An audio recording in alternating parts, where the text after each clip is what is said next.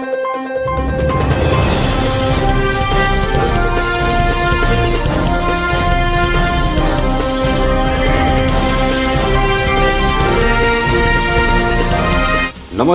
Odisha express news को स्वागत करुछि मु कमल लोचन। केन्दुझर रे 5T विद्यालय उद्घाटन।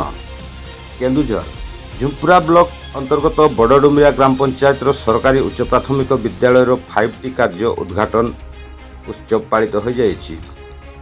एही अवसर रे मुख्य अतिथि भाव झुंपुरा 17 नंबर जोन जिला परिषद सोमवारी मुर्मू, मुख्य वक्ता अवसरप्राप्त प्रधान शिक्षक विश्वामित्र नायक, सम्मानीय अतिथि भाव में झुंपुरा एबीडीओ चुनू हांसदा, बड़डुमरिया सरपंच रुद्र कुमार नायक, युव समाजसेवी जगेश नायक, रोहित ओझा, अतिथि परिचय और परिक्रम संचालन विजय कुमार बेहेरा, सरकारी शिक्षक सभापति युधिष्ठिर माझी, प्रधान शिक्षक सहयोगिता भाव में डम्बरुधर महांत, पुरुषोत्तम नायक, लीजाराणी नायक, विश्वरंजन बेहेरा और दशमंत टुडू प्रमुख यह उत्सव में योगदान दे उत्सव को आहरी सरस सुंदर करते।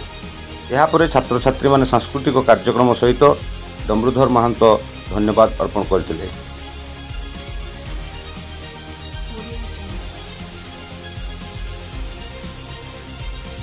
केन्दुझर जिला झुंपुरा ब्लॉक रु Sanjay Kumar Nayak report, Odisha express news.